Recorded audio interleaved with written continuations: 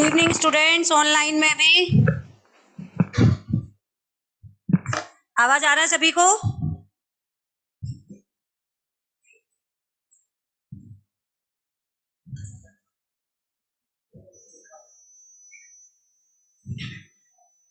साहिल Dubey, okay. चलो, last class में क्या पढ़ा रहे थे?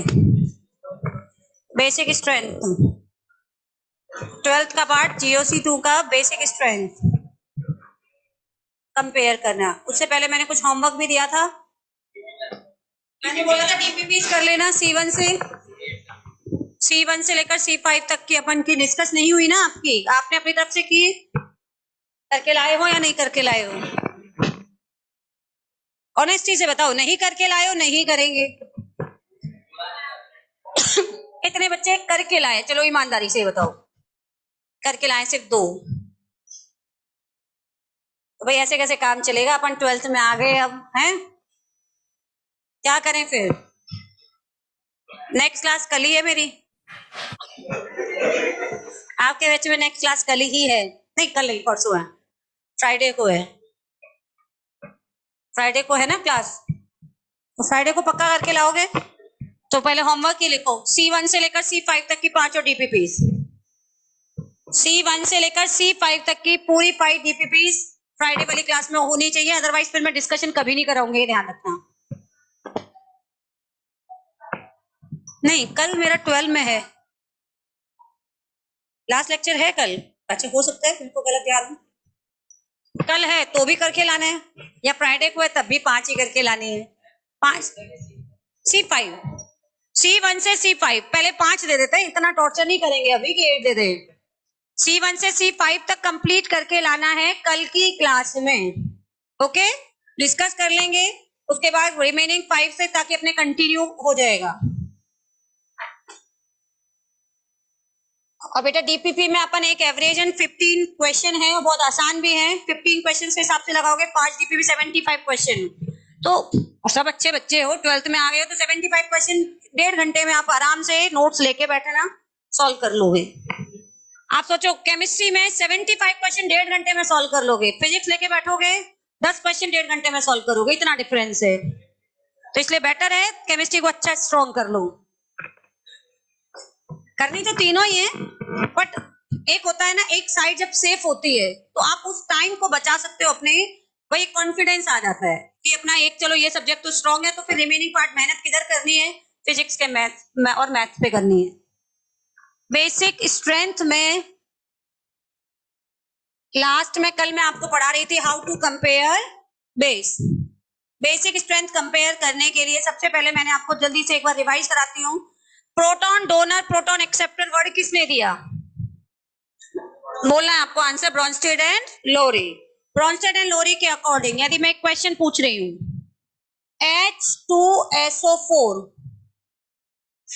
HSO4 minus is conjugate acid of which base? जल्दी से आंसर बताइए।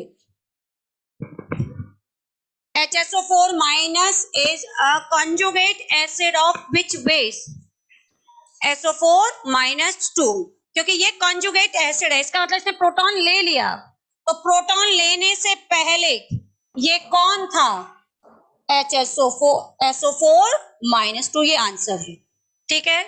या फिर आपसे पूछता है H2O का conjugate acid, conjugate acid of H2O is, answer क्या हो जाएगा? H3O plus. According to Lewis, base are electron donor, electron acceptor. Electron donor होने के लिए ऑक्टेट शुड बी कंप्लीट और octet must be complete. Octet must be complete. What is electron donor atom? Negatively charge और positively charge. Lone pair present होना चाहिए, lone pair absent होना चाहिए। या तो लॉन पेयर हैविंग या नेगेटिव चार्ज हैविंग एटम क्या कहलाता है? Electron donor atom. If electron donor atom belong to period, then what we should compare? Electron negativity. Electron negativity बढ़ेगी तो बेसिक स्ट्रेंथ क्या होगी? कम। सपोज एलिमेंट सेम है, एलिमेंट बिल्कुल सेम है, लेकिन हमें नहीं पता कि उसको कैसे कंपेयर करें। लाइक एक एग्जांपल मैंने आपको दिया, ये नाइट्रोजन और एक आपके पास ये नाइट्रोजन है। बताओ इन दोनों में कौन ज्यादा बेसिक है? सेकंड वाला। फर्स्ट और सेकंड में कौन ज्यादा बेसिक है? सेकंड वाला। आपके अकॉर्डिंग सेकंड, अभी मैंने आंसर नहीं बोला है। फर्स्ट या सेकंड? कैसे कंपेयर करोगे?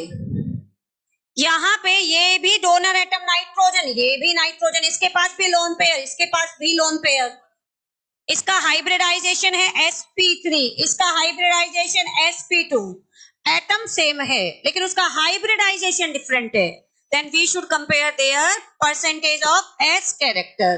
किसमें परसेंटेज ऑफ s कैरेक्टर ज्यादा है? More percentage of s character, इसलिए किसकी बेसिक स्ट्रेंथ ज्यादा हुई? फर्स्ट की।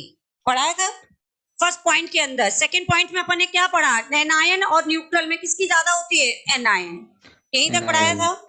ये 3 क्वेश्चन और लिखो फटाफट से, फिर उसके बाद वाला नेक्स्ट पॉइंट पढ़ेंगे।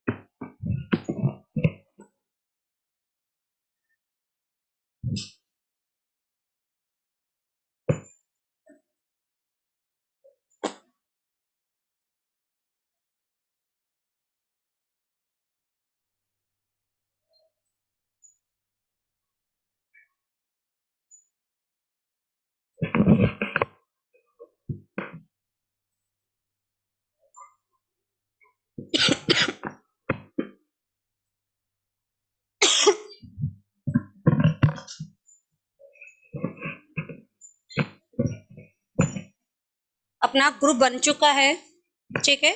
ऑफिशियली कोचिंग की तरफ से तो ग्रुप बना दिया गया है PA2 बैच का। उस ग्रुप में जो स्ट्रेंथ है और क्लास की जो स्ट्रेंथ मुझे बताई गई है, इन दोनों में बड़ा डिफरेंस है। और उसमें भी लगातार मैसेज आए जा रहे हैं, please add this number, please add this number. मतलब क्या फ्रॉडबाजी है या फिर रियल में है? अभी भी लास्ट क्लास के कंपैरिजन में मुझे लग रहा है अभी बच्चे थोड़े से कम हैं।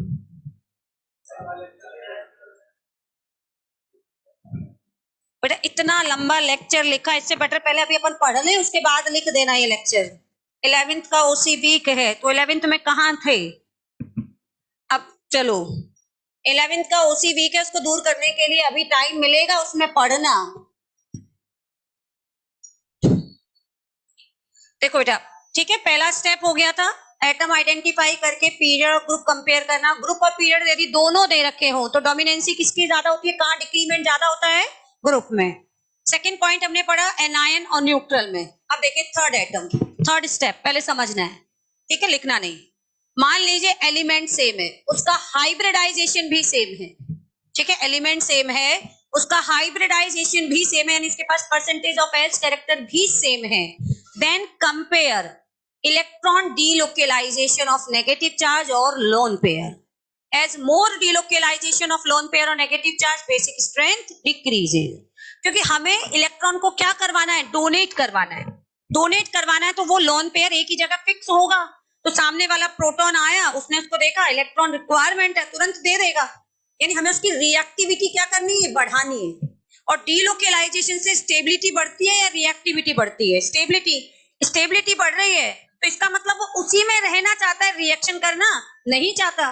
तो जितना ज्यादा लोन पेयर का या नेगेटिव चार्ज का डीलोकेलाइजेशन होगा, उसकी बेसिक स्ट्रेंथ उतनी ही क्या हो जाएगी? कम।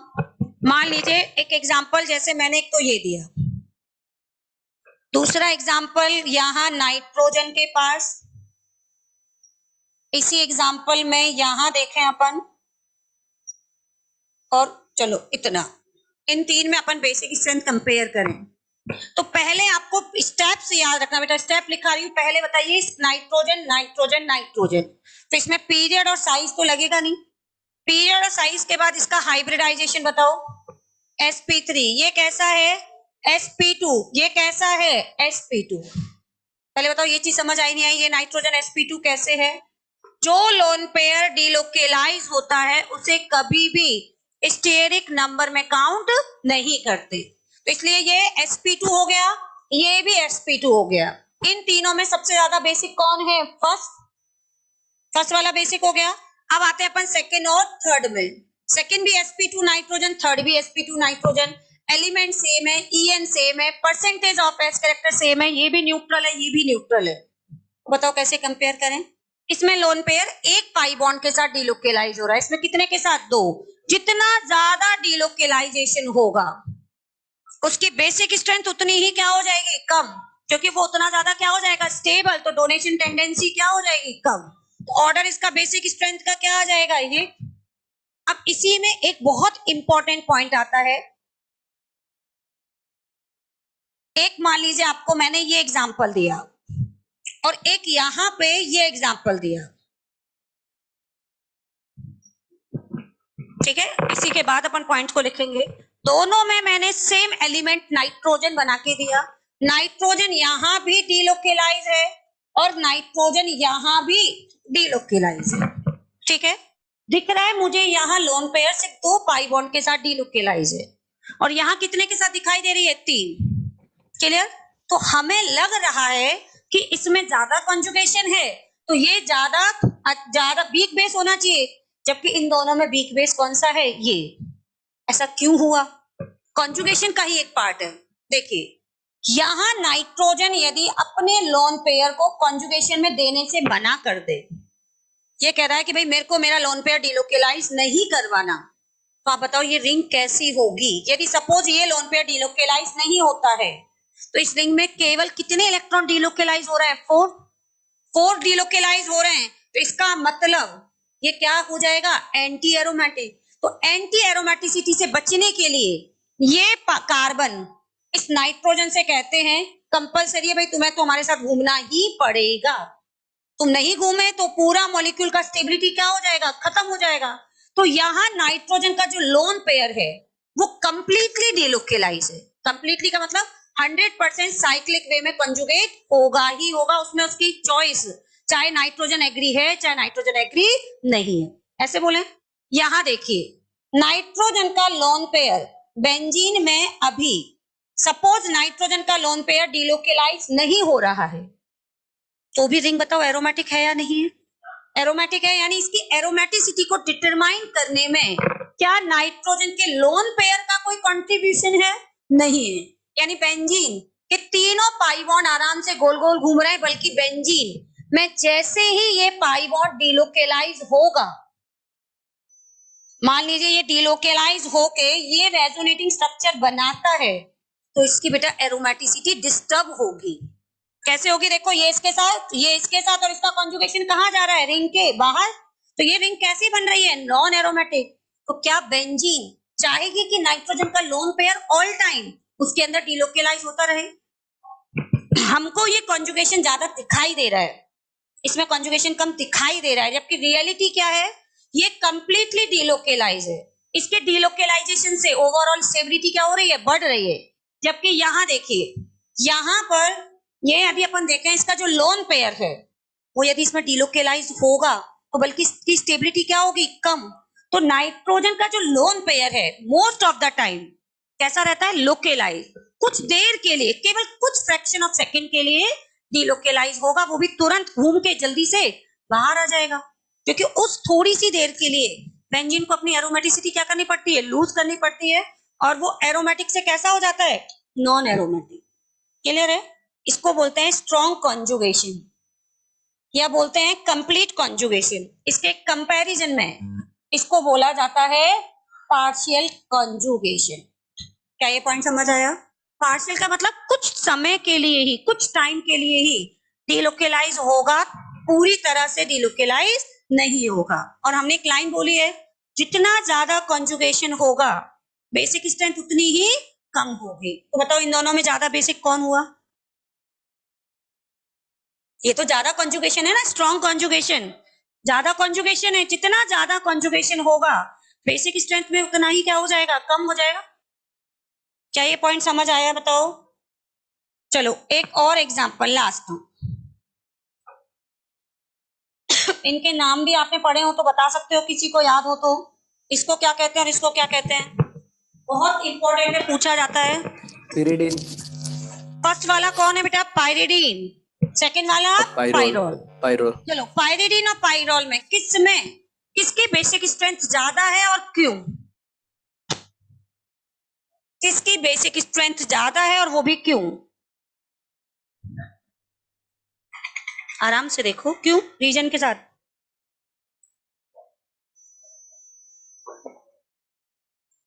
आपको यदि याद हो तो मुझे बताओ, नाइट्रोजन का ये लोन पेयर लोकेलाइज है या डीलोकेलाइज है? ये वाला लोन पेयर डीलोकेलाइज। तो किसकी बेसिक स्ट्रेंथ ज्यादा होगी? लोकेलाइज की। ऑब्वियस हमेशा लोकेलाइज की बेसिक स्ट्रेंथ ज्यादा होती है। इन दोनों में ज्यादा स्टेबल कौन है? ये, क्योंकि इसका लोन पेयर क्या कर रहा है, घूम रहा है। क्या ये पॉइंट क्लियर हुआ? थर्ड पॉइंट क्या है, यदि एटम सेम है तो हमें उसके लोन पेयर का या नेगेटिव चार्ज का क्या देखना है, कॉन्जुगेशन। अब इसी में ही, क्योंकि कॉन्जुगेशन का ही पार्ट है, एक पॉइंट और समझेंगे। मान लीजिए आपके पास एक ये नाइट्रोजन है और एक ये नाइट्रोजन है, ठीक है। 3 नाइट्रोजन मैंने आपको बना के दिए, फर्स्ट, सेकेंड और ये थर्ड। क्लियर? आराम से देखो और सोच समझ के बताना कि सबसे ज्यादा बेसिक नाइट्रोजन एटम कौन से नंबर का हो सकता है। और सिर्फ डीलोकेलाइजेशन सोचना है और कुछ नहीं देखना। डीलोकेलाइजेशन का एक पॉइंट है, बस मैंने स्ट्रक्चर थोड़ी ऐसे बना दी है। मैम प्लस चार्ज है क्या वहाँ? नहीं बेटा, पॉजिटिव चार्ज कहीं नहीं है। नाइट्रोजन पे लोन पेयर नाइट्रोजन है, ये हाइड्रोजन है सब जगह। और इनको मैंने नंबर दे रखा है, फर्स्ट, इसको सेकंड और इसको थर्ड। यहाँ डबल बॉन्ड है। थर्ड वाला मोस्ट बेसिक हो। इनमें सबसे ज्यादा बेसिक कौन है? थर्ड। अब देखते हैं थर्ड कैसे। देखो ये वाला नाइट्रोजन है, लोकेलाइज लोन पेयर है। इस वाले नाइट्रोजन का लोन पेयर कैसा है? डीलोकेलाइज। और ये लोकेलाइज। तो ये तो कंफर्म है, इन तीनों में सबसे बुरा बेस कौन सा है? पहले बताओ, ये चीज क्लियर हुई, सबसे बुरा बेस कौन सा है? फर्स्ट। जितना ज्यादा डीलोकेलाइजेशन होगा, ये समझ आता है सभी को, GOC1 में पढ़ा है। कॉन्जुगेशन में यदि लोन पेयर है, डीलोकेलाइज लोन पेयर है, तो उसकी बेसिक स्ट्रेंथ लोकेलाइज से तो क्या होगी, कम। अब लोकेलाइज में भी 2 है। अब ज्यादातर बच्चे क्या करते हैं, तुरंत हाइब्रिडाइजेशन निकालते हैं। अब समझना यहाँ पे, ये भी लोकेलाइज, ये भी लोकेलाइज। आपने इसको बोला ये डीलोकेलाइज हो रहा है। अब थोड़ा सा दिमाग लगा के बताओ, ये किसके साथ डीलोकेलाइज हो रहा है? ये कहीं और घूमने जा रहा है या इसी नाइट्रोजन के पास आ रहा है? भाई आपने ये तो देखा डीलोकेलाइज हो रहा है। यदि ये डीलोकेलाइज होके इसी नाइट्रोजन के पास आ रहा है, यानी ये अपने इलेक्ट्रॉन इसी नाइट्रोजन को देगा, और इस नाइट्रोजन को देगा तो इस पे कौन सा चार्ज डेवलप करेगा, माइनस। ये कौन सा आ जाएगा, प्लस। ये क्या हो जाएगा, माइनस। और ये क्या रहेगा, न्यूट्रल। समझ आया? अपन एक पॉइंट लिखा है, एनायंस, आयनिक कंपाउंड्स की बेसिक स्ट्रेंथ, एसिडिक स्ट्रेंथ, जो अपन आयनिक कंपाउंड्स पढ़ते हैं, उनकी हमेशा बेसिक स्ट्रेंथ कोवेलेंट कंपाउंड से क्या होती है, ज्यादा।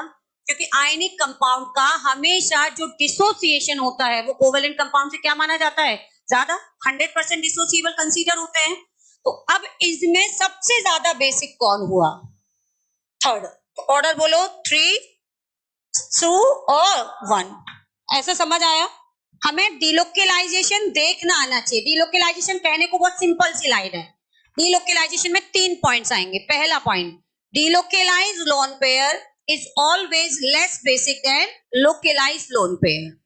Second point, strong conjugation is less basic than partial conjugation.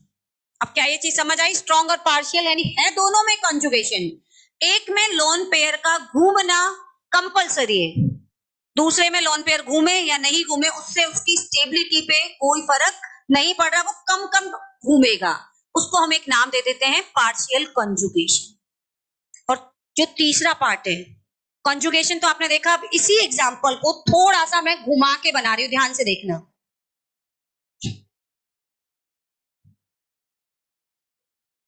ये नाइट्रोजन चेंज करना पड़ेगा।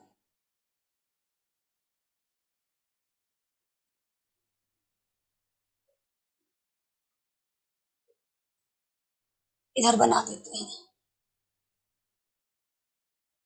चलो, ये एक स्ट्रक्चर है, वही सेम क्वेश्चन P Q और R। अच्छे से देखो, मैंने उसी का ही फॉर्म बनाया केवल पॉइंट समझाने के लिए, क्योंकि बेटा एक बार क्या होता है, सिर्फ क्वेश्चन में कंजुगेशन देखना कैसे, ये माइंड में आपको बिठाना है। ये सीख जाते हो तो बेटा स्ट्रक्चर में कुछ भी बनाओ वो आपके लिए आसान रहेगा। इसमें आपने देखा ये डिलोकेलाइज हो रहा है। अब वो डिलोकेलाइज किस साइड हो रहा है, वो डिलोकेलाइज होके अपने ही जैसे नाइट्रोजन की हेल्प कर रहा है, बल्कि उसकी इलेक्ट्रॉन डेंसिटी को बढ़ा रहा है, उसको एनायन बना रहा है। तो ऐसे में ये नाइट्रोजन तो बड़ा खुश हो गया, बोलेगा मेरे पास एक लोन पेयर तो पहले से ही है लोकेलाइज, और दूसरा वाला नाइट्रोजन भी उसी को डोनेट करके देता जा रहा है। तो बताओ इन सब में सबसे ज्यादा डोनर एटम कौन है? अच्छा डोनर एटम तो यही हुआ ना। क्या ये पॉइंट क्लियर हुआ? अब इसमें अपन आते हैं इस एग्जाम्पल में, जल्दी से देख के बताओ। सेम ऑर्डर कंपेयर करना है। क्या ये लोन पेयर कंजुगेशन में है? पक्का है? डिलोकेलाइज। ये कैसा है? ये कैसा है? लोकेलाइज। ठीक है, इस बार ये वही सेम क्वेश्चन है डिलोकेलाइज, लेकिन क्या ये डिलोकेलाइज लोन पेयर किसी नाइट्रोजन की हेल्प कर रहा है, उसकी डेंसिटी को बढ़ा के उसको अच्छा डोनर बना रहा है? ये तो घूम रहा है किसके साथ? कार्बन के साथ। और कार्बन तो हमसे पूछा ही नहीं। मैंने जो मार्क कर रखे हैं, जो क्वेश्चन पूछे हैं, वो किस किस को पूछा है? 3 नाइट्रोजन को। इन तीनों में सबसे अच्छा डोनर एटम कौन है? तो इस नाइट्रोजन के इलेक्ट्रॉन दे तो रहा है, लेकिन वो इलेक्ट्रॉन, ये यानी डोनेशन तो दे रहा है, लेकिन वो डोनेशन गरीबों तक नहीं पहुंच रहा है, वो कहीं और ही चला जाता है।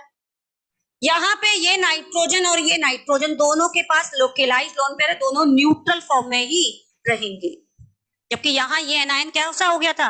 न्यूट्रल से एनायन। क्या ये पॉइंट क्लियर है? अब इन दोनों में बताओ फिर कैसे कंपेयर करोगे? Hybridization, percentage of S character यानी EN। EN जो होता है सबसे लास्ट में देखना अपन को, इलेक्ट्रॉन नेगेटिविटी, क्योंकि इलेक्ट्रॉन नेगेटिविटी एक तरह से क्या है? आई इफेक्ट है। इंडक्टिव इफेक्ट क्या होता है? एक तरह से आई इफेक्ट है। सबसे वीक इफेक्ट कौन सा होता है? आई। तो इलेक्ट्रॉन नेगेटिविटी आपको सबसे लास्ट में देखनी है, जब डिलोकेलाइजेशन, आपका डिलोकेलाइजेशन एनायन बिहेवियर खत्म हो गया, साइज भी खत्म हो गया, तो आपके पास लास्ट टूल क्या बचेगा? EN। अब बताइए इसका EN, ये sp3 है, ये कैसा है? sp2। तो बताओ बेटा इसमें सबसे ज्यादा किसका हो गया? Q। Q के बाद R और उसके बाद P। क्या ये पहले पॉइंट समझ आया? क्लियर? एक लास्ट क्वेश्चन,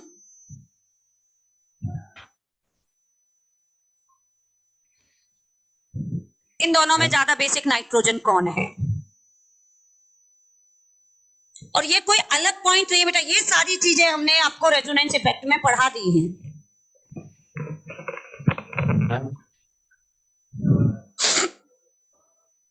फर्स्ट में और सेकंड में दोनों में कंजुगेशन है, दोनों डिलोकेलाइज है, क्योंकि ये सारे कंजुगेशन में ही आएंगे। अभी इन दोनों में कौन ज्यादा स्टेबल है? चलो ये बता दो, ये ज्यादा स्टेबल है पक्का? मैंने अभी आंसर नहीं बोला है।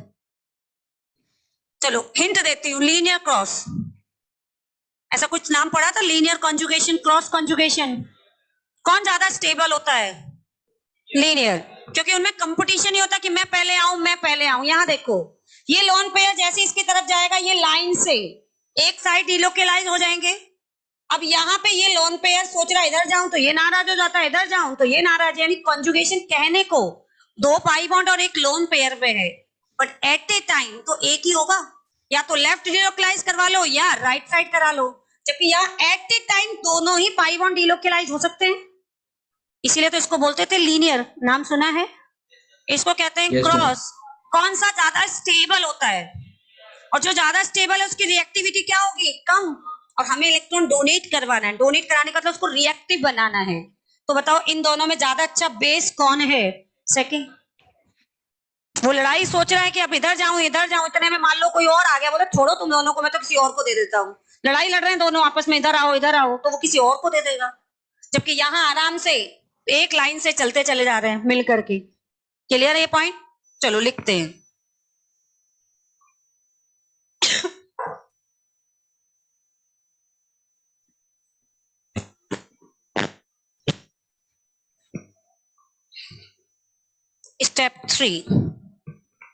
Step 3, if electron donor atom similar, then compare localization oblique delocalization of lone pair or negative charge of electron donor atom.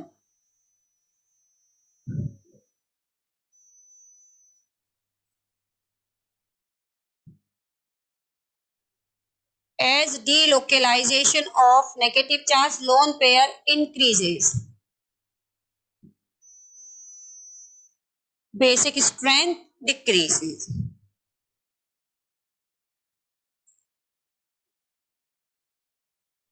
Strong conjugation is weak base,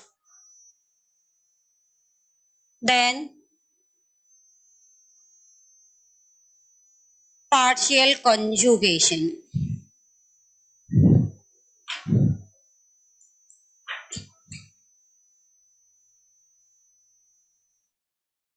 Cross conjugation is stronger base than linear conjugation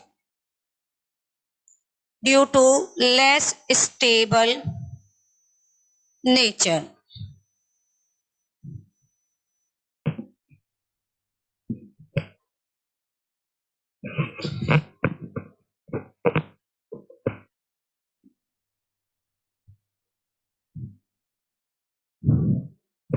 Yes, beta. Density of negative charge or lone pair at donor atom is directly proportional to basic behavior.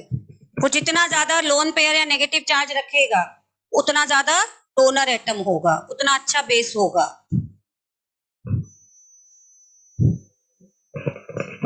Aditya बेटा क्या हुआ? Disturbance हो रहा है?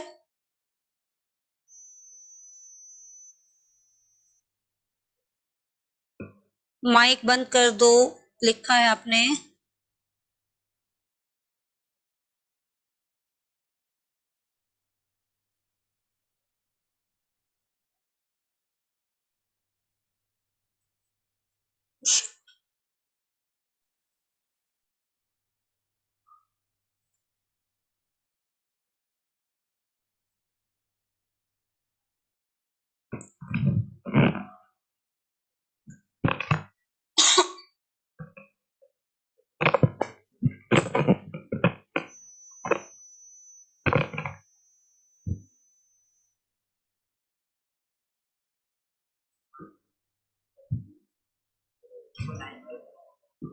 नहीं मतलब वैसे तो ये लाइन वाइज ही है, याद भी हो जाते हैं, लेकिन वो आपको स्ट्रक्चर से दिख जाएगा कि भाई कॉन्जुगेशन सेम दिख रहा है। Like number of pi bond wise अभी एग्जांपल कराऊंगी तो उसमें स्ट्रॉन्ग और वीक बोलना है।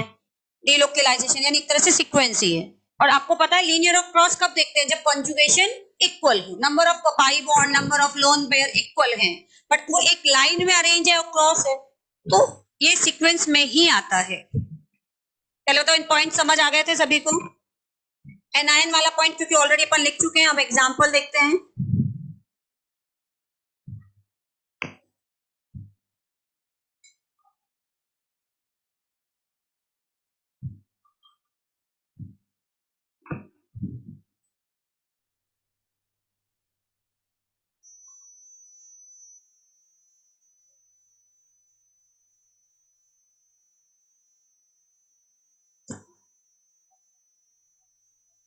Compare KB of following। पहले एक बार सारे स्टेप टू स्टेप करा देती हूँ, फिर एक साथ मतलब पूछूंगी क्वेश्चन, हाईएस्ट केबी लोएस्ट केबी वाले।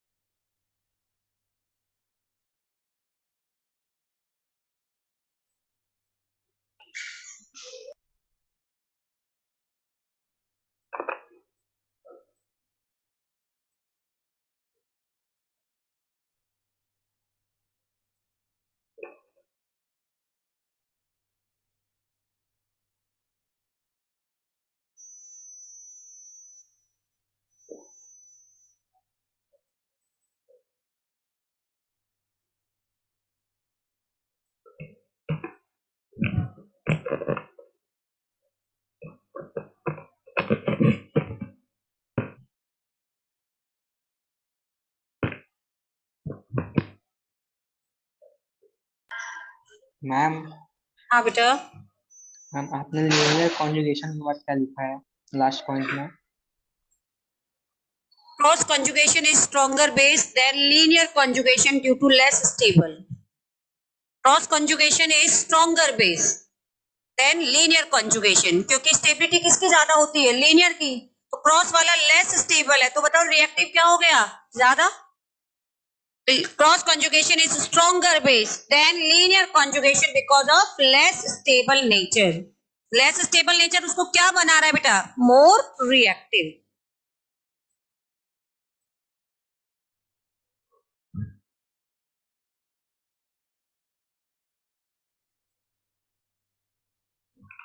Example number 5।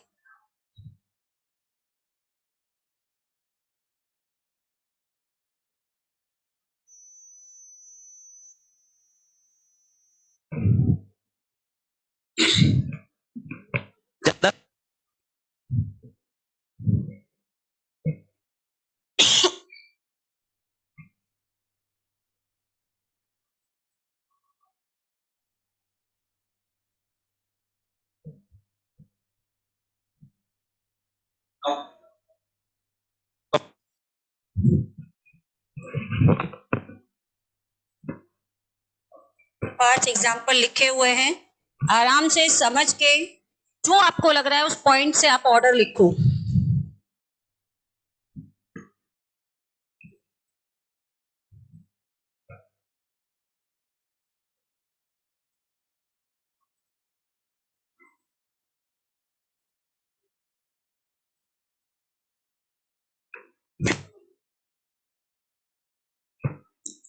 हाँ बेटा, ये जो बताए हैं इनका ऑर्डर आपको लिखना है ना। जब मैंने समझाए थे तो वो मैंने समझाए थे, आंसर अब आप खुद समझ के लिखो।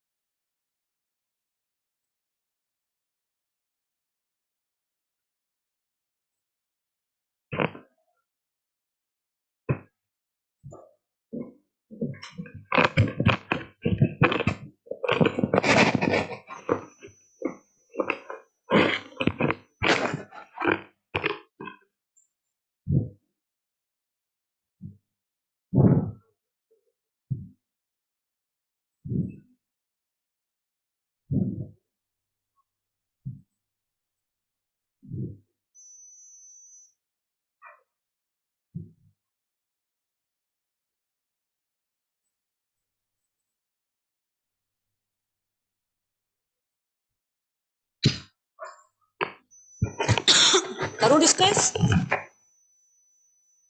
लिखा आपने? पक्का समझ के Yes, ma'am. क्योंकि स्टार्टिंग में ही समझ नहीं आएगा फिर आपका आगे पूरा बेकार हो जाएगा। नहीं आए कोई भी पॉइंट समझ में पूछो। हमें अब 12th में एटलीस्ट कोशिश ये करनी है बैकलॉग नहीं छोड़ना है। मतलब 12th के टॉपिक को तो साथ में इतना स्ट्रॉन्ग करते चलो कि वो एक बार घर पे रिवाइज करें तो याद हो जाए। सिर्फ आपका अप्रैल तक जो बैकलॉग 11th का है वही आपको कंप्लीट करना है। बैकलॉग का जो भी चैप्टर आपके वीक है। इसमें सबसे पहला एग्जाम्पल, सब में इलेक्ट्रॉन डोनर एटम कौन है? नाइट्रोजन। आप देख रहे हो मैं बार बार आपको नाइट्रोजन के क्वेश्चन ही ज्यादा ले रही हूँ। कार्बन के भी लेंगे, अभी सल्फर के भी लेंगे, लेकिन हमारे जो सिलेबस में है अमोनिया, अमोनिया के derivative 1 degree amine, 2 degree amine, 3 degree amine और एमाइड, ये नेचुरली बेसिक नेचर के होते हैं। इसलिए जो अपन को कंपेयर करना है, जो एल्केन होते हैं वो कैसे होते हैं? न्यूट्रल नेचर के। अमोनिया और अमोनिया के डेरिवेटिव जो पाए जाते हैं वो नेचुरली कौन से नेचर के होते हैं? बेसिक। एल्कोहल को अपन कंपेयर कर लेंगे यहाँ, लेकिन एल्कोहल और एल्कोहल के जो डेरिवेटिव होते हैं वो नेचुरली कैसे होते हैं? एसिड। इसलिए अपन ज्यादातर जो डेरिवेटिव पढ़ रहे हैं वो कौन से पढ़ रहे हैं? अमोनिया के डेरिवेटिव पढ़ रहे हैं, यानी नाइट्रोजन डेरिवेटिव। फर्स्ट में लोन पेयर आपको लिखना है, ये कैसा है? लोकेलाइज। ये कैसा है? डीलोकेलाइज। और ये भी डीलोकेलाइज। तीनों में नाइट्रोजन एलिमेंट है बेसिक। अब डीलोकेलाइज है, इसमें अपन लिखें ये मोर डीलोकेलाइज है। इसके कंपैरिजन में ये कैसा है? लेस डीलोकेलाइज। बस इतना आपने लिख लिया, क्वेश्चन सॉल्व। बताओ बेसिक स्ट्रेंथ का ऑर्डर क्या हो गया? लोकेलाइज में और डीलोकेलाइज में किसकी बेसिक स्ट्रेंथ ज्यादा होती है? लोकेलाइज। दो डीलोकेलाइज है तो लेस डीलोकेलाइज और मोर डीलोकेलाइज। ये लिखा था जितना ज्यादा डीलोकेलाइजेशन होगा बेसिक स्ट्रेंथ उतनी ही कम होगी।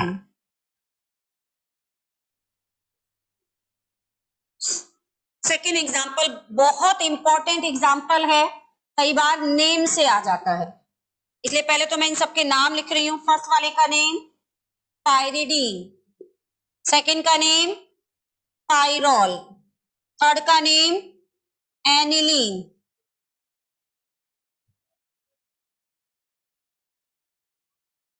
ये तो साइक्लोहेक्सेनामीन है, ऐसा कोई कॉमन नेम नहीं है इसलिए।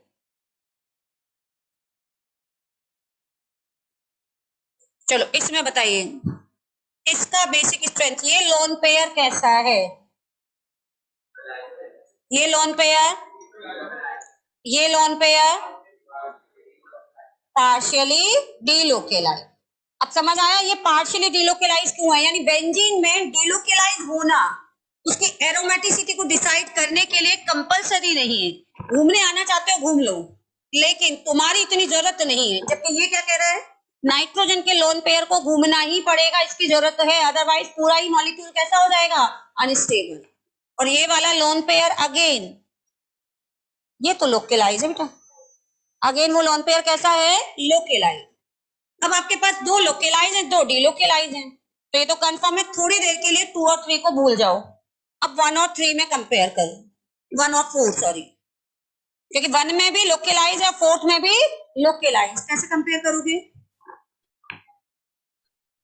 ना बेटा? कंजुगेशन जब आपको लिख दिया लोकेलाइज लोकेलाइज, तो कैसे कंपेयर करोगे? En, इसका हाइब्रिडाइजेशन sp2, इसका हाइब्रिडाइजेशन sp3, sp2 लिखते ही क्या आपको डिफरेंशिएशन हो गया? परसेंटेज ऑफ एस कैरेक्टर यानी En, क्योंकि साइज तो आप देख नहीं सकते, यहाँ En डायरेक्टली आप देख नहीं सकते।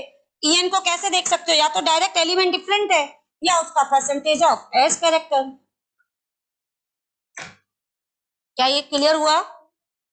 उसके बाद पार्शियल और ये कंप्लीट बोल दो, चाहे स्ट्रॉन्ग डिलोकलाइजेशन बोल दो। कंपैरिजन वाइज कौन सा कंजुगेशन ज्यादा स्टेबल होगा? रैंडम ऑर्डर नहीं लिखना, बिल्कुल टू द पॉइंट। हर एग्जांपल को कंपेयर करो, साथ में लिखते चलो।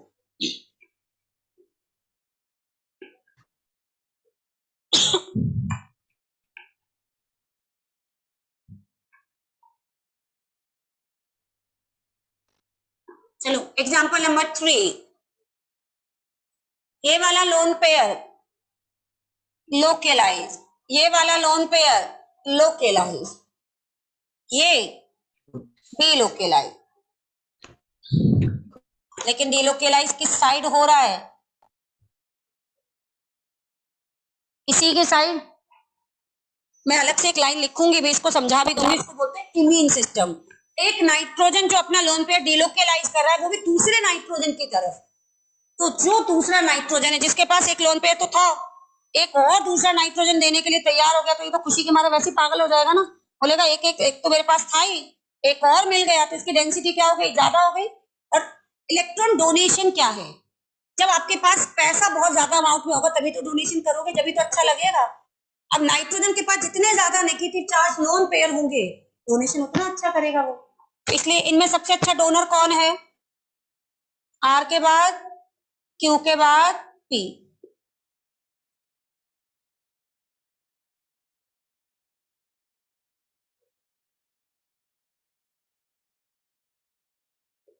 इसको बोलते हैं इम्यून सिस्टम।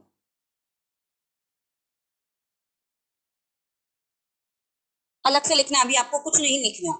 इम्यून सिस्टम में हमेशा नॉर्मल अमाइन सिस्टम के कंपेरिजन में, चाहे वो 1 डिग्री अमाइन हो, 2 डिग्री हो, 3 डिग्री हो, अभी नेक्स्ट पॉइंट यही है, इम्यून सिस्टम की always basic strength normal amine system से ज्यादा ही आती है हमेशा।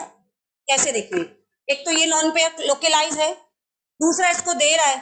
अच्छा, जो इलेक्ट्रॉन दे रहा है, एक तरह से इसको मैं केमिस्ट्री में यदि पॉइंट इलेक्ट्रॉनिक इफेक्ट्स में बोलूं तो ये नाइट्रोजन, इस नाइट्रोजन को प्लस एम इफेक्ट लगा रहा है। कोई हेटेरोएटम अपने इलेक्ट्रॉन ट्रांसफर कर रहा है, यानी इसका ऊपर प्लस एम लगा रहा है। और सबसे डोमिनेंट इफेक्ट कौन सा होता है? मीजोमेरिक। तो मीजोमेरिक इफेक्ट लगा रहा है, और मीजोमेरिक वो भी कौन? नाइट्रोजन। याद करो, NH माइनस O माइनस, फिर 1 डिग्री अमाइन पढ़ा था प्लस एम का ग्रुप। वो भी जो प्लस एम लगा रहा है वो भी कौन सा ग्रुप लगा रहा है? बहुत स्ट्रॉन्ग प्लस एम। तो इम्यून सिस्टम की हमेशा basic strength normal amine system से ज्यादा होती है। एमाइन सिस्टम क्या होता है? चाहे वो 1 डिग्री हो, चाहे 2 डिग्री हो, ऐसे यहां पे किसी से भी जुड़ा हो, इसको बोलते हैं एमाइन सिस्टम। ठीक है, जिसमें हम ये मान के चल रहे हैं आसपास में दूसरा नाइट्रोजन उसको इलेक्ट्रॉन नहीं दे रहा है। एमाइन सिस्टम चाहे 1 डिग्री हो या 2 डिग्री या 3 डिग्री अमाइन हो। और सबसे बुरा होता है एमाइड। अपने सिलेबस में हमें 3 सिस्टम की बेसिक स्ट्रेंथ कंपेयर करनी है, इमीन, अमाइन और एमाइड। एमाइड को कंपेयर करते नहीं, उठा के सबसे लास्ट में डाल देते हैं। बताओ क्यों? हमेशा एमाइड का लोन पेयर कॉन्जुगेशन में होगा ही होगा, इधर चाहे कुछ भी हो। बताओ किसके साथ? नाइट्रोजन का lone pair always conjugate with pi bond, और जो पाई बॉन्ड होल्ड करके बैठा वो कौन है? ऑक्सीजन। ऑक्सीजन नाइट्रोजन से क्या होता है? ज्यादा इलेक्ट्रोनेगेटिव। एक बार नाइट्रोजन के इलेक्ट्रॉन ऑक्सीजन की तरफ डिलोकलाइज हो गए तो रिवर्स जाने के चांसेस क्या होंगे? कम। तो इसलिए नाइट्रोजन का जो ये लोन पेयर है किसी और को देने की सोच ही नहीं सकता, क्योंकि इसको लेने के लिए इसके पास कौन बैठा है? ऑक्सीजन। इसलिए इसकी बेसिक स्ट्रेंथ सबसे कम होती है। अभी ये लिख लेंगे, पहले अपन इस एग्जाम्पल को डिस्कस कर लेते हैं। ये लास्ट नेक्स्ट स्टेप है, स्टेप 4। फोर्थ में बताइए जल्दी से। एक पहले लिखते हैं, ये कैसा है, डीलोकेलाइज। ये कैसा है, लोकेलाइज। ये कैसा है, लोकेलाइज। और ये डीलोकेलाइज। अच्छा, इनमें सबसे बुरा कौन है? इनमें सबसे बुरा कौन है? एमाइड। देखो ये अमाइन है, अमाइन है, अमाइन है। ये कौन है? अमाइन। अमाइन में यानी पड़ोस में सिंगल बॉन्ड डबल बॉन्ड कुछ भी हो, अमाइन वो तो एमाइड है। एमाइड को तो उठा के सबसे लास्ट में डाल दो। अब बचे 3 में सबसे बुरा कौन है? सी, डीलोकेलाइज है। अब बचे कौन से बेटा? ए और बी। हम रेजोनेंस इफेक्ट को ही बेसिक स्ट्रेंथ बोल रहे हैं। कॉन्जुगेशन हमने कहां पढ़ा था? रेजोनेंस इफेक्ट में ही पढ़ा है, मीजोमेरिक इफेक्ट में पढ़ा है। इलेक्ट्रॉन कहां जा रहे हैं, बस उसी को ही बेसिक नाम दे रहे हैं। अब बताइए ए में और बी में कैसे कंपेयर करें? हाइब्रिडाइजेशन। बी और ए, ये है sp3, ये है sp2।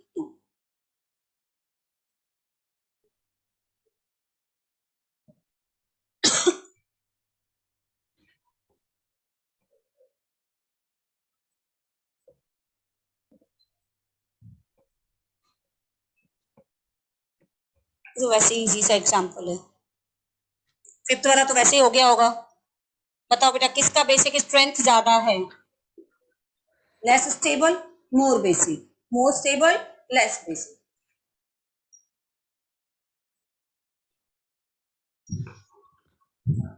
मैम आपने फोर्थ में सी और डी का कैसे निकाला? फोर्थ में सी का और डी का कैसे लिखा था? बेटा सी में इलेक्ट्रॉन डिलोकेलाइज होंगे from nitrogen to carbon. Nitrogen से इलेक्ट्रॉन कहां जा रहे हैं? कार्बन की तरफ। और कार्बन नाइट्रोजन से कैसा होता है? लेस, यानी कि स्ट्रॉन्गर से वीकर पे जा रहे हैं। एमाइड में हमेशा इलेक्ट्रॉन किसकी तरफ जाते हैं? नाइट्रोजन से ऑक्सीजन। और नाइट्रोजन ऑक्सीजन में ज्यादा पावरफुल कौन होता है? ऑक्सीजन। एक बार ऑक्सीजन ने इलेक्ट्रॉन छीन लिए, वापस रिवर्स नहीं देता नाइट्रोजन को। जबकि नाइट्रोजन और कार्बन में नाइट्रोजन वापस छीनने का बोले दे मेरे इलेक्ट्रॉन, छीन सकता है ना। तो इसलिए मैंने एक लाइन लिखाई हुई है, amide always less basic, always less basic than any amine।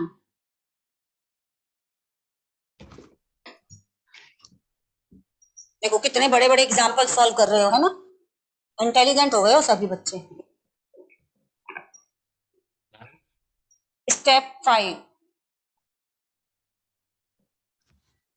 Ma'am 4। Step 4 ये रहा ना बेटा, इमीन, अच्छा हाँ हाँ हाँ हाँ। Amine, amine.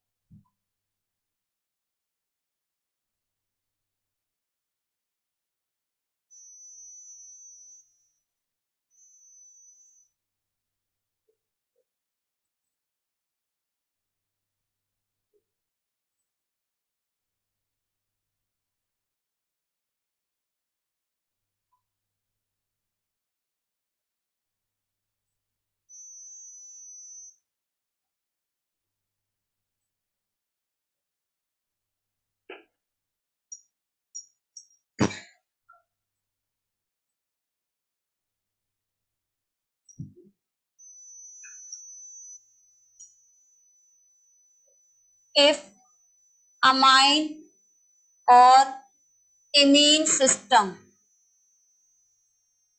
are same, then compare electronic effect IMHC of adjacent groups। जो एडजेसेंट ग्रुप है, यानी अब अपन की बारी आती है एडजेसेंट ग्रुप की, उनके इलेक्ट्रॉनिक इफेक्ट्स देखने हैं। Plus I plus M plus H C effect of adjacent group, of adjacent groups increase इलेक्ट्रॉन डेंसिटी, सो बेसिक स्ट्रेंथ increases, but minus I minus M minus Hc effect, minus H C पढ़ाया है जब तो लिख देती हूँ, नहीं पढ़ाया तो मैं, होता है वैसे, पढ़ाते हैं नहीं पढ़ाते, इंपॉर्टेंट इतना नहीं है अभी अपने लिए, ठीक है। Minus I minus M effect, H C effect of adjacent group,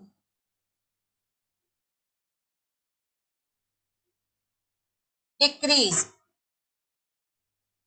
electron density, so basic strength decrease.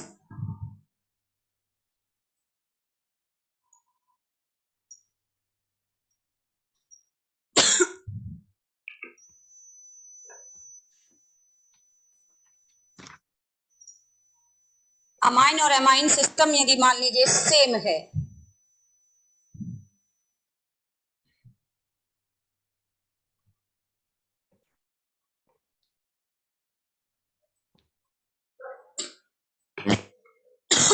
क्या पॉइंट लिखा बेटा, मैंने देखा नहीं, एक बार पढ़ लेती हूँ कमेंट। अग्रिम मैम ऐसे ही आउट ऑफ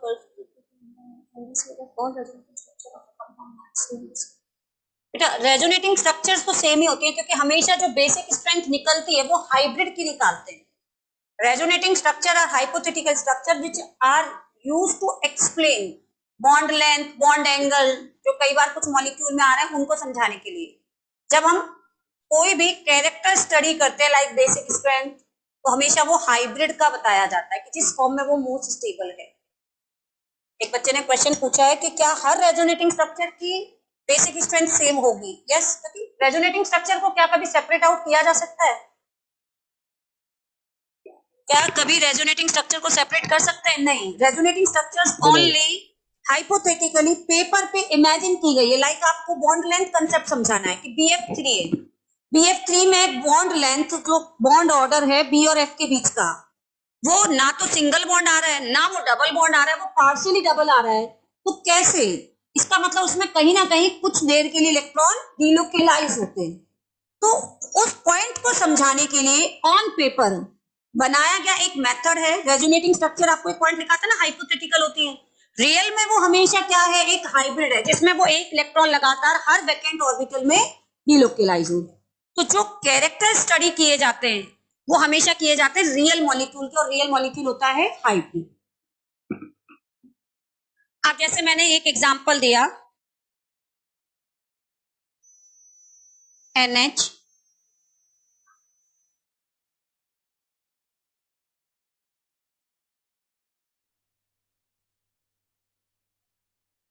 ठीक है, इन तीनों का बेसिक स्ट्रेंथ कंपेयर करना है।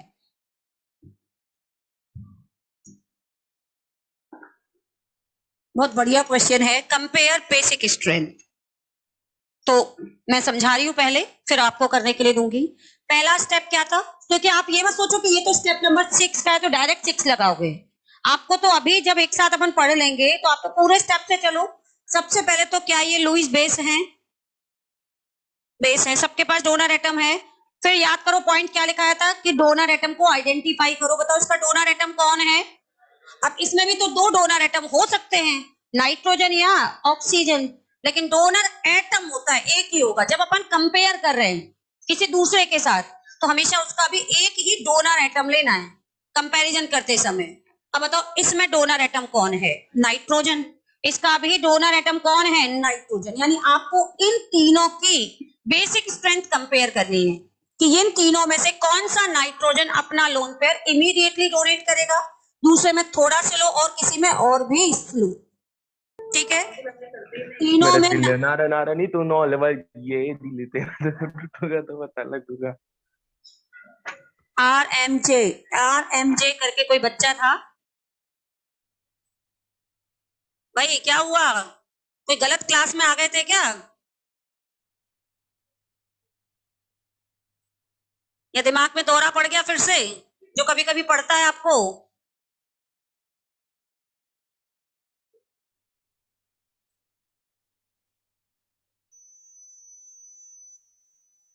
हाँ बेटा म्यूट तो कर दिया सबको। ओके, तो ऐसे में तीनों का डोनर एटम तो नाइट्रोजन है, ठीक है। तीनों में नाइट्रोजन sp3 है, तीनों ही एमाइन सिस्टम है, कहीं कोई दूर का ना तो कंजुगेशन में जा रहा है ना इसकी तरफ कोई कंजुगेशन आ रहा है। क्या अभी तक के जो मैंने 4 पॉइंट्स पढ़ाए उनसे किसी से सॉल्व हो रहा है क्या? ये जल्दी से देखो, किसी से भी सॉल्व हो रहा है?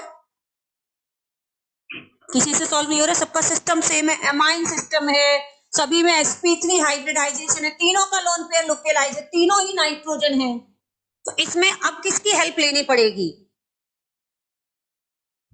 एक लाइन लिखा है एडजेसेंट ग्रुप यानी पड़ोसियों की हेल्प लो अब, क्योंकि ये तो बेचारा कह रहा है हम तो तीनों सेम है, हम तो तीनों ही sp3 है, तीनों का लोन पेयर लोकेलाइज है, किसी के साथ ना कंजुगेशन में है ना हमारी तरफ कंजुगेशन आ रहा है। इसके सारे पड़ोसी sp3 कार्बन है, सारे पड़ोसी sp3 कार्बन है। sp3 कार्बन वाला एल्काइल ग्रुप केवल कौन सा इफेक्ट लगाता है? प्लस आई। पता है sp3 कार्बन के ग्रुप जो आपने प्लस आई का ऑर्डर पढ़ा होगा उसमें लिखा था 3 degree R, 2 degree R, 1 degree R, उसमें आर हमेशा क्या होना चाहिए? sp3। हर कार्बन sp3 है, तो sp3 कार्बन का कोई भी एल्काइल ग्रुप चाहे वो 3 डिग्री है, चाहे 2 डिग्री है, चाहे 1 डिग्री है, वो कौन सा इफेक्ट लगाता है? प्लस आई। तो यहां जितने भी पड़ोसी हैं ये सब कौन सा इफेक्ट लगा रहे हैं? प्लस आई। ये कौन सा फंक्शनल ग्रुप है? इसको कौन सा फंक्शनल ग्रुप बोलोगे? अब इसको थोड़ी देर के लिए भूल जाओ, ये पड़ोसी जो है ये किस नाम से जाना जाएगा? ईथर। याद करो ये ईथर है या नहीं है? ओ के दोनों तरफ कार्बन, ईथर होता है। ओ दोनों तरफ कार्बन, ROR, ROR। क्या ये ईथर इसके साथ कंजुगेशन में है? क्या इन दोनों के बीच आपस में कोई कंजुगेशन है? क्या कोई रेजोनेंस इफेक्ट है? क्या इलेक्ट्रॉन डिलोकेलाइज होंगे? नहीं है। तो जब कोई फंक्शनल ग्रुप कंजुगेशन में नहीं होता तो वो कौन सा इफेक्ट लगाता है? आई। ये कौन सा इफेक्ट लगाएगा? माइनस आई। ईथर माइनस आई लगाता है या नहीं लगाता? लगाता है, तो ये तो बोला करो, ये इसमें मैंने नया थोड़ा बोला है। प्लस आई के ग्रुप कौन कौन से हैं? सिर्फ याद ये रखो, प्लस आई के ग्रुप कौन कौन से हैं? NH minus, O minus, COO minus, 3 degree, 2 degree, 1 degree methyl alkyl group, TDH, TDH ट्राइट्रियम deuterium और हाइड्रोजन। दिखाया ये सभी को। इनके अलावा जो भी ग्रुप आपको दिखे उसका इफेक्ट कौन सा होता है? माइनस आई। इसका इफेक्ट माइनस आई है, ये भी ईथर है, माइनस आई। कहीं कोई कंजुगेशन नहीं है तो मीजोमेरिक होने का तो चांस ही नहीं है। इनमें सबसे ज्यादा बेसिक कौन हो गया? फर्स्ट। अब सेकंड में और थर्ड में कैसे कंपेयर करें? सेकंड में भी आई है, थर्ड में भी आई है, वही ईथर, सेम ईथर। आपने याद करो एक पॉइंट पढ़ा था, आई इफेक्ट किस पे डिपेंड करता है? डिस्टेंस। जिसकी आपको बेसिक स्ट्रेंथ पढ़नी है उन दोनों के बीच का डिस्टेंस और इनके बीच का डिस्टेंस ज्यादा दूर चला गया, जितना दूर जाते हो उसकी माइनस आई, उसका आई इफेक्ट की स्ट्रेंथ क्या हो जाती है? कम। तो इन दोनों में किसका माइनस आई वीक है? क्योंकि ये कहाँ है? दूर है, ज्यादा डिस्टेंस हो गई। मोर distance decrease the strength of I effect. बोलो ऑर्डर। ABC है तो ABC के हिसाब से लिख लेना।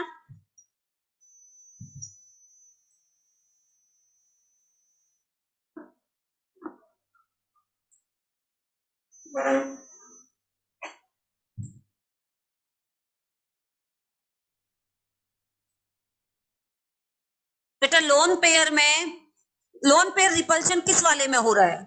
इतना आपने सोचा था कि BCA, बी में ऑक्सीजन और नाइट्रोजन के लोन पेयर रिपेल क्यों करेंगे? रिपल्शन कब होता है? जब वो दोनों एडजेसेंट होते। क्या ये एडजेसेंट पोजीशन पे है?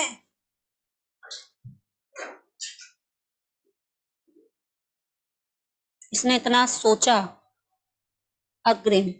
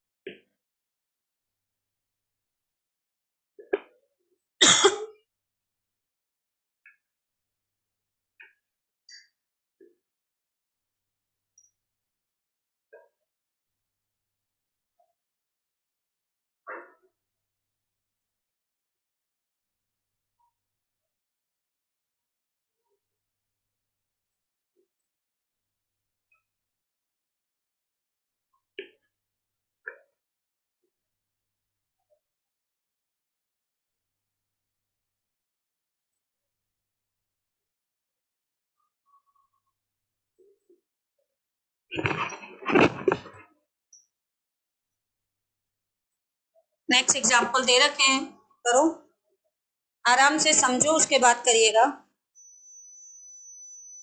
राइट हैंड साइड में दिख नहीं रहा है, दिख तो पूरा रहा है। अब जाके राइट हैंड साइड, ओके।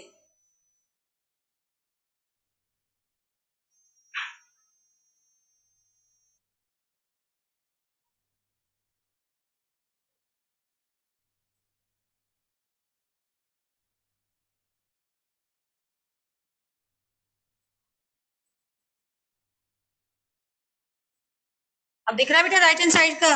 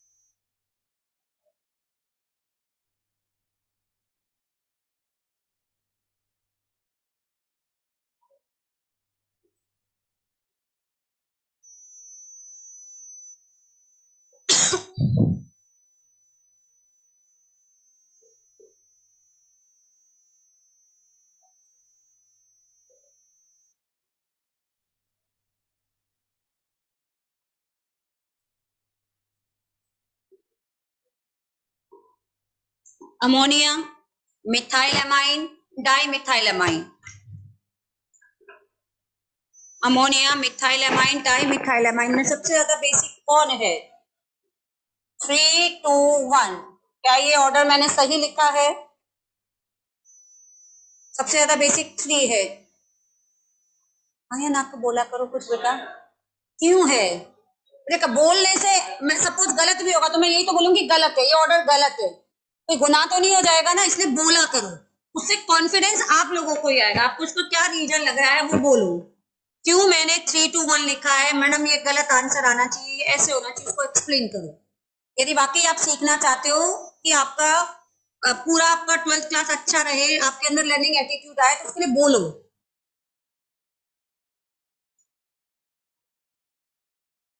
कौन से इफेक्ट की वजह से आपने ये ऑर्डर लिखा है प्लस आई? भाई नाइट्रोजन तीनों में सेम है, sp3 हाइब्रिडाइज है, सब कुछ सेम है। अब इसमें सारे पड़ोसी हाइड्रोजन है, हाइड्रोजन का अपन एक तरह से इफेक्ट मानते ही नहीं है, जीरो, ना तो प्लस आई ना माइनस आई, प्लस आई वो कहने के लिए एक क्राइटेरिया बस। यहाँ पे एक पड़ोसी है CH3 यहाँ दो साइड के पड़ोसी हैं जो प्लस आई लगा रहे हैं, और plus I effect electron density को क्या करेगा? बढ़ाएगा। पार्शियली ये इलेक्ट्रॉन डोनेटिंग ग्रुप कहलाता है या रिलीजिंग ग्रुप कहलाता है? डोनेटिंग।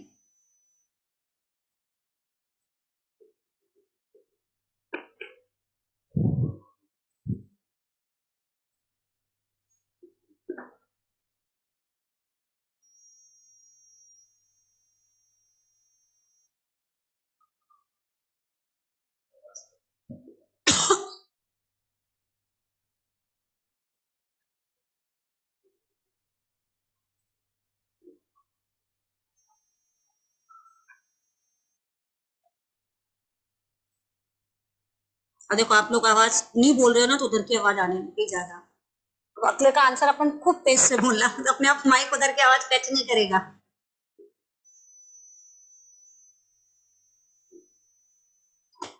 है को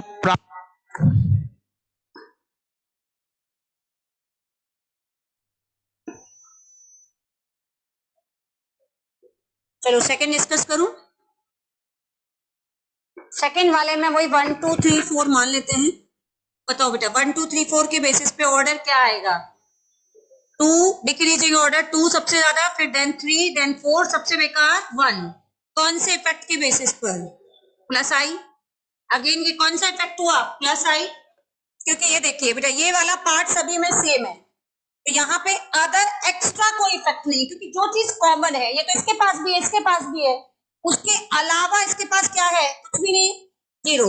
इसके पास एक CH3 एक्स्ट्रा है, वही CH3 इसमें भी है, पड़ोसी इस बार सेम है, लेकिन वो पड़ोसी की डिस्टेंस बढ़ती जा रही है। और आई इफेक्ट एक ऐसा इफेक्ट है जो डिस्टेंस पे डिपेंड करता है। इसलिए बेसिक स्ट्रेंथ का ऑर्डर हो जाएगा 2 3 4 1। ये सबसे स्ट्रॉन्ग और ये इसके काम में वीक।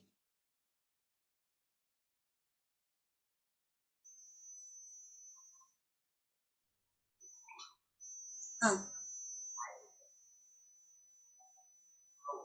जिस ग्रुप की आपको बेसिक स्ट्रेंथ पढ़नी है, जिस ग्रुप पे उसका इफेक्ट देखना है, उससे उसको जितना दूर करोगे उसका स्ट्रेंथ कम होता चला जाएगा, इनवर्सली प्रोपोर्शनल होता है।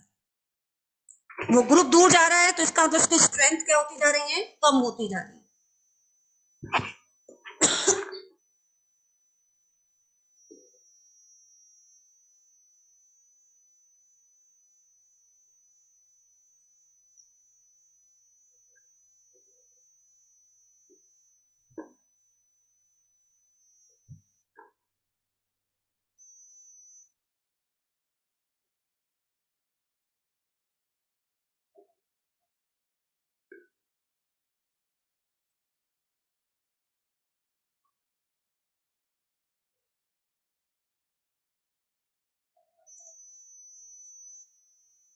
एनिलीन और इसको बोलते हैं बेटा बेंजाइल अमीन। नोमेनक्लेचर में आपने पढ़ा होगा, इसको बोलते हैं बेंजाइल अमीन और ये तो आप सभी को पता है एनिलीन। बताओ बेटा किसका बेसिक स्ट्रेंथ ज्यादा है? रीजन ये तो सिंपल सा एग्जांपल है, ये कैसा है डीलोकेलाइज, जबकि ये कैसा है लोकेलाइज। बेंजीन पर CH2NH2 बनाते हैं लोकेलाइज डीलोकेलाइज।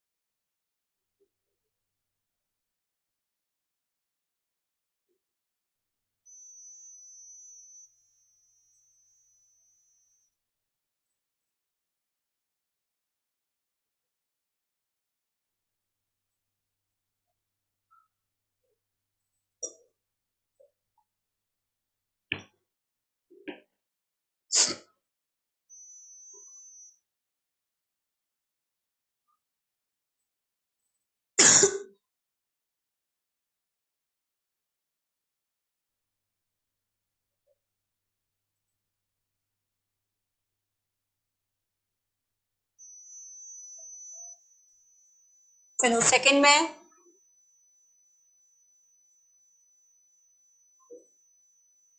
सबसे अच्छा कौन है? चलो सेकंड में 2 4, मैंने अभी कुछ नहीं बोला है। इसमें इन चारों में सबसे स्ट्रॉन्ग बेस कौन सा है? 4 आपको लग रहा है 4, रीजन बताओ क्यों? प्लस आई प्लस HC भी लगा रहा है, ओके। और जिसका आंसर इधर से भी बोला यही रीजन, ओके। क्या हम सीधा पहले plus I effect plus HC effect देखते हैं? क्या हम plus I plus HC effect direct देख रहे हैं या स्टेप नंबर 6 पे देख रहे हैं? स्टेप नंबर 6, उससे पहला जो स्टेप था, this loan pair is localise, this loan pair is localise and this loan pair is delocalized and this lone pair is also delocalized, and first priority, first compare that lone pair atom, lone pair of electron donor atom is localized or delocalized। तो इस जैसे मैंने localized delocalized mention किया बेटा, second sorry third and fourth तो पीछे गए, अब तो फर्स्ट और सेकंड रह गए। अब फर्स्ट में और सेकंड में कैसे कंपेयर करें? दोनों लोकेलाइज हैं, दोनों sp3 हैं, दोनों एमाइन हैं। देखिए ये पूरा ग्रुप कौन सा इफेक्ट लगा रहा है? प्लस आई। और प्लस आई इफेक्ट में इलेक्ट्रॉन देने का रास्ता केवल एक है, एक ही साइड से जाएंगे electron, only one side can donate plus I effect. ये पूरा कार्बन का चिन्ह मिलके एक ही साइड से तो देगा, जबकि इसमें देखिए this is again sp3, nitrogen localized lone pair, but this nitrogen atom attached from both side of alkyl group, दोनों साइड alkyl group से अटैच है। तो बताओ नाइट्रोजन को कितनी साइड से, यानी ये वाला जो सिग्मा बॉन्ड है, ये sigma bond present between nitrogen and carbon. और याद करो इंडक्टिव इफेक्ट की डेफिनेशन, जिसमें सिग्मा बॉन्ड के इलेक्ट्रॉन लेस इलेक्ट्रोनेगेटिव एटम से मोर इलेक्ट्रोनेगेटिव एटम की तरफ शिफ्ट होते हैं। तो ये वाला सिग्मा बॉन्ड का इलेक्ट्रॉन भी इधर शिफ्ट हो रहा है, इस वाले सिग्मा बॉन्ड का इलेक्ट्रॉन भी इधर से शिफ्ट हो रहा है, यानी एक तरह से नाइट्रोजन को इतना प्लस आई मिल रहा है। तो आया समझ में?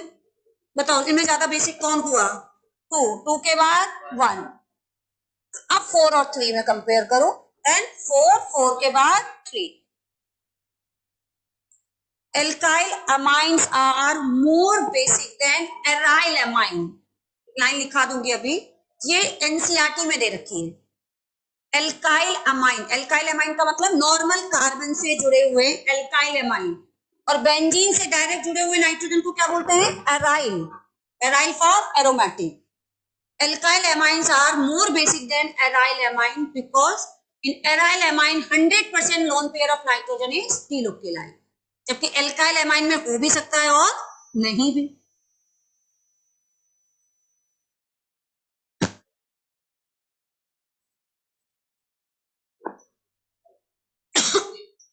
हर एग्जाम्पल को घर पे ढंग से रिवाइज करना। हर एग्जाम्पल मतलब कई बार कुछ बच्चे कहते हैं मैम हमें रेफरेंस बुक बताओ, हमें ये बताओ, कुछ नहीं। मैं ये कहती हूँ रेजोनेंस के मॉड्यूल क्लास नोट्स को अच्छे से रिवाइज कर लो, हर क्वेश्चन के कंसेप्ट को समझ लिया, आपका 101% सिलेक्शन हो जाएगा, 101%।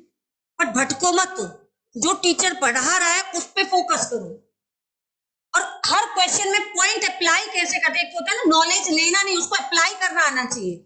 जिसने सही नॉलेज को एग्जाम में अप्लाई कर दिया उसका सिलेक्शन हो जाएगा। पता चला बुक्स इतनी सारी पढ़ी लेकिन एग्जाम वाले दिन उसको ढंग से अप्लाई नहीं कर पाए, उसका कोई मतलब नहीं है ना। Next,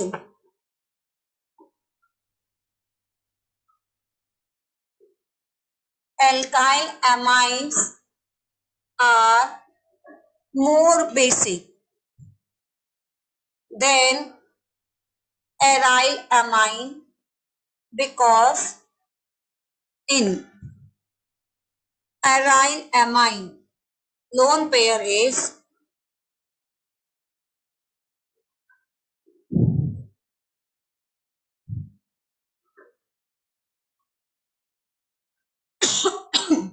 okay। अब इसमें बताइए नाइट्रोजन का लोन पेयर डिलोकेलाइज, डिलोकेलाइज, डिलोकेलाइज, डिलोकेलाइज। नाइट्रोजन का लोन पेयर चारों में डिलोकेलाइज है, चारों एरोमेटिक बेंजीन से डिलोकेलाइज हो रहे हैं। अब बताइए ये दोनों CH3 कौन सा इफेक्ट लगा रहे हैं? ये कितना इफेक्ट लगा रहा है? प्लस आई। ये CH3 कौन सा इफेक्ट लगा रहा है? अब ये माइनस आई कैसे लगाने लग गया?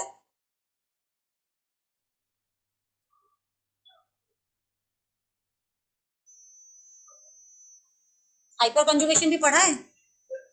हाइपर कंजुगेशन कब लगता है? जब वो नाइट्रोजन किसी sp2 हाइब्रिडाइज कार्बन से अटैच हो, behave as a alpha carbon.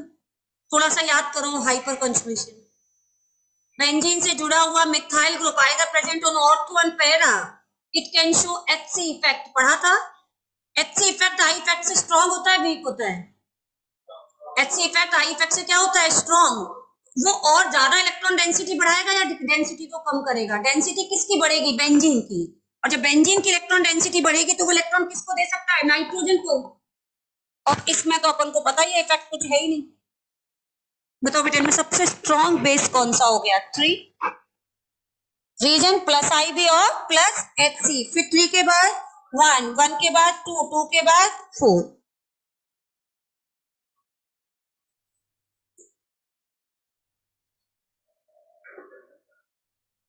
Hyper conjugation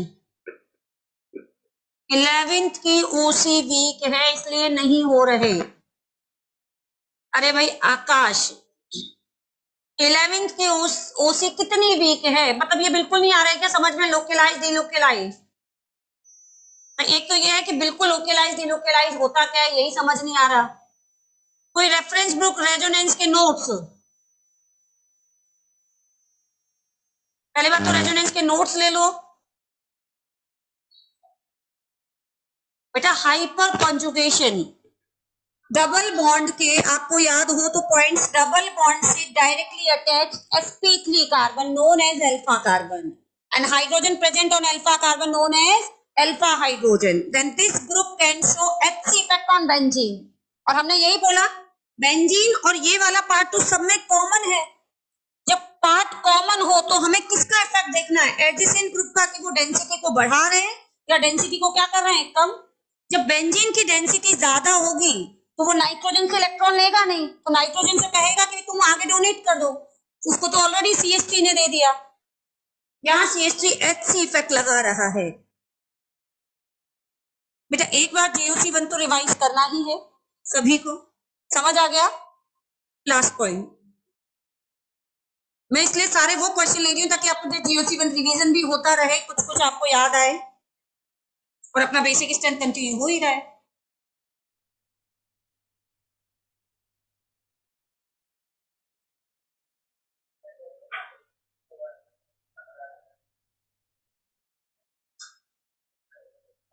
Hc कितने भी आ जाएंगे क्योंकि कहीं ना कहीं कोई ग्रुप Hc लगा रहा होगा, कोई ना कोई तो Hc। अब बेंजीन में आप कहीं भी जोड़ो और तो मेटापेरा पे ग्रुप लगाने लग जाओगे तो वो Hc इफेक्ट लगाने लग जाएगा। अब एक ऐसे कंपेयर करो कि एक तो मिथाइल है और एक 6+I के ग्रुप है, तो फिर वो प्रैक्टिकली +I की तरफ चलाता है। ठीक है, वैसे अपन जो जनरल स्टेटमेंट कहते हैं, according to general statement Hc effect is stronger than I effect. एक तरफ 2 या 3 ग्रुप हैं भी I के और एक अकेला Hc भी है तो डोमिनेंसी Hc की रहेगी, लेकिन अप टू डबल और मैक्सिमम ट्रिपल, मतलब 2 या 3 ग्रुप लगा दिए। अब आप एक तरफ 6 ग्रुप लगा देते हो और एक Hc का 6 CH3 लगा रखा है तो डोमिनेंसी +I की तरफ चली जाएगी। 3 तक बस।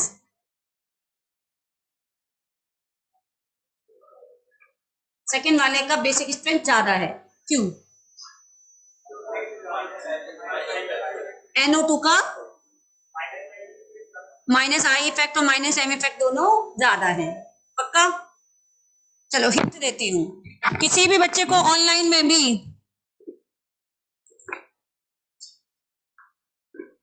one is less basic, NO2 -I more than CN, so one is less basic। Hint देते हैं, चलो SIR इफेक्ट पढ़ा था, SIR इफेक्ट पढ़ा था JOC1 में। इनमें से किस में SIR इफेक्ट लग रहा है?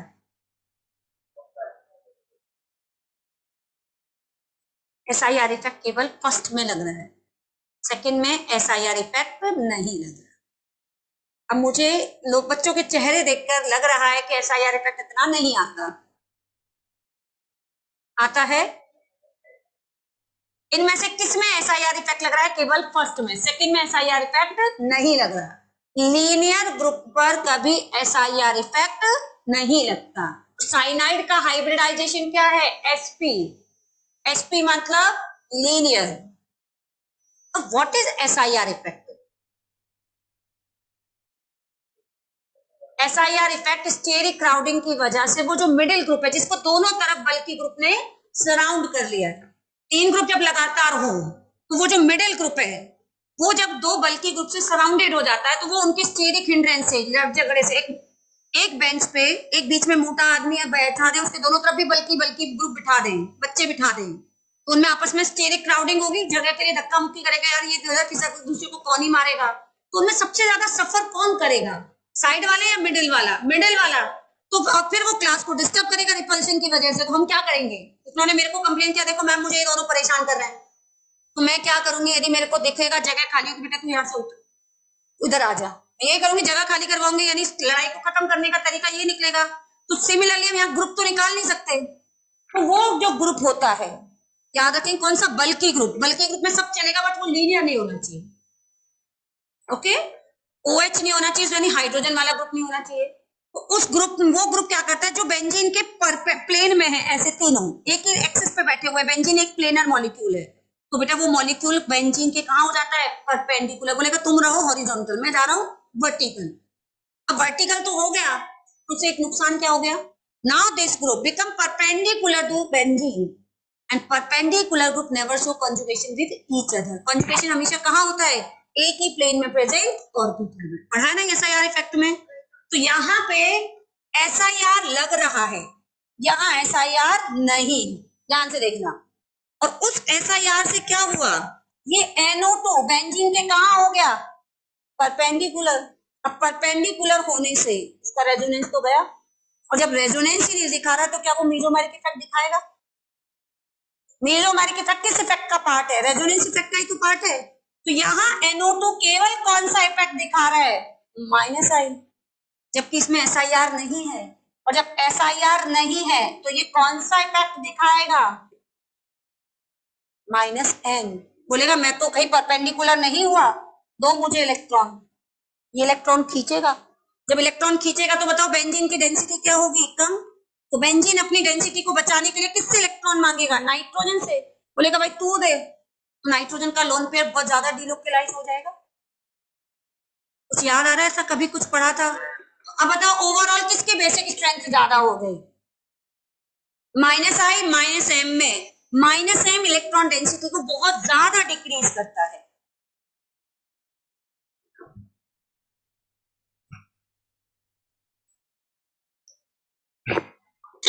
नेक्स्ट क्लास में यानी कल के क्लास में बेटा यही पढ़ना है, एनिलीन की बेसिक स्ट्रेंथ। ये केवल एक क्लास मैंने एक एग्जांपल करा के छोड़ा है।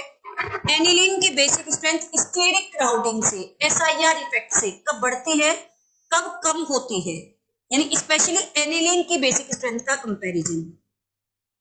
हमारे पास केवल अब कल की क्लास में बेसिक स्ट्रेंथ भी एक तरह से देखा जाए तो 90% कंप्लीट हो जाएगा, क्योंकि अब हमारे बचा एनिलीन में बेसिक स्ट्रेंथ का कंपैरिजन, फिर बेसिक कंपाउंड की केमिकल रिएक्शन। क्या ये समझ आ रहा है? अब एक चीज आपका पहले तो DPP तो इसीलिए दिया था कि थोड़ा सा उसमें IM SC इफेक्ट आपका रिवाइज हो। जो भी आपने नोट्स में SIR इफेक्ट लिखा हुआ है, पढ़ा है, उसको पढ़ के आइएगा, ठीक है? Alkyl amines are more basic than aryl amine because in aryl amine lone pair is delocalized.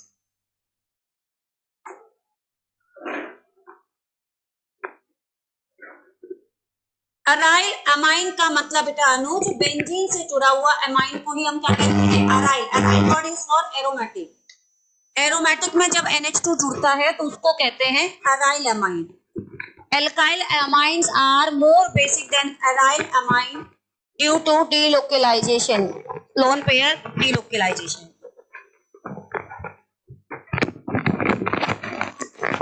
अच्छे से अभी तक जितने भी एग्जाम्पल कराए हैं उनको रिवाइज करिएगा। DPP नंबर C1 से C5 तक ही करके लाना उनमें, ताकि रेजोनेंस इफेक्ट मेसोमेरिक से रिलेटेड क्वेश्चन है, रिवाइज हो जाएंगे अपने आप। क्लास का टाइम भी हो गया है, चलो